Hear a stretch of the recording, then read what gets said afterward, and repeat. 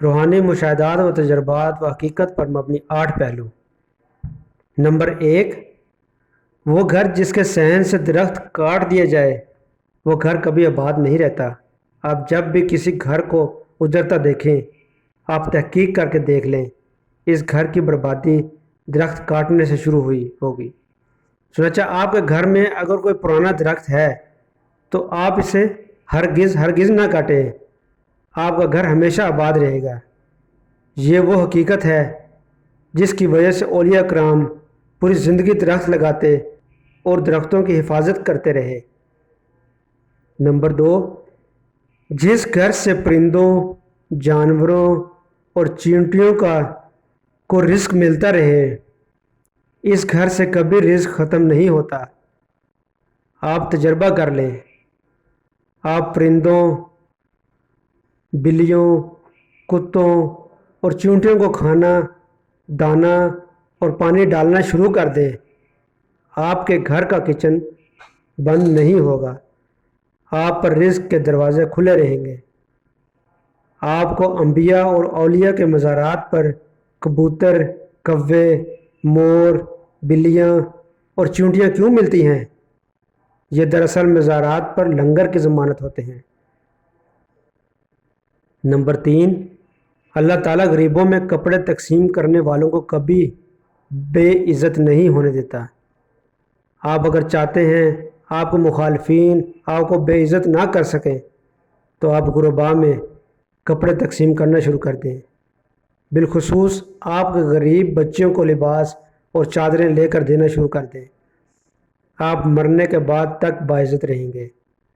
آپ کا بڑے سے بڑا مخالف بھی آپ کی بے عزتی نہیں کر سکے گا۔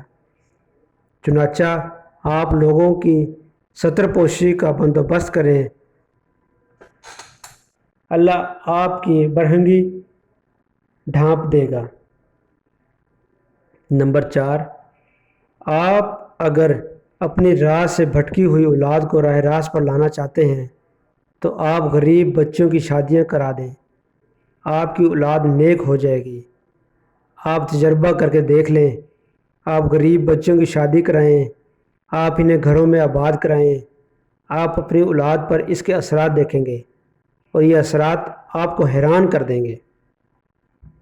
نمبر 5، آپ اگر اپنی زندگی میں شکر اور اطمینان لانا چاہتے ہیں تو آپ لوگوں کو کھانا کھلانا شروع کر دیں، آپ کا دل اطمینان کی نعمت سے مالا مال ہو جائے گا۔ آپ کو اولیاء کرام کی ذات میں اطمینان نظر آتا ہے؟ یہ اطمینان تواضع کی دین ہے۔ آپ بھی متواضع ہو جائیں، آپ کی زندگی سے لالچ کم ہو جائے گی، آپ مطمئن ہو جائیں گے۔ نمبر 6، آپ اگر صحت مند رہنا چاہتے ہیں تو آپ غرباء کا علاج کرنا شروع کر دیں، آپ کی صحت امپروو ہو جائے گی۔ آپ اس کے بعد جو بھی دوا کھائیں گے وہ دوسرے مریضوں کے مقابلے میں آپ پر زیادہ اثر کرے گی۔ آپ جو بھی خوراک کھائیں گے وہ آپ پر زیادہ اثر کرے گی۔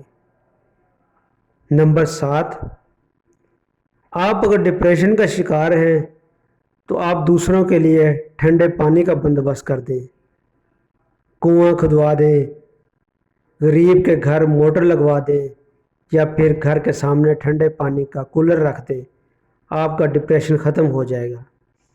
کیوں؟ کیونکہ ڈپریشن آگ ہوتا ہے اور پانی ہر آگ کو بجھا دیتا ہے۔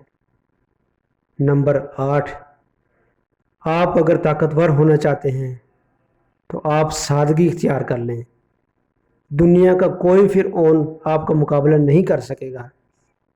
اللہ تعالیٰ نے سادگی میں ایٹمی طاقت رکھی ہے، شاید اس لیے تمام انبیاء اور تمام اولیاء سادہ تھے۔ چنانچہ فرعون ہو یا نمرود، یہ ان کی طاقت کے سامنے ٹھہر نہیں سکے۔ آپ بھی آزما لیں، آپ کا بھی کوئی مقابلہ نہیں کر سکے گا۔ بہت شکریہ، اللہ حافظ۔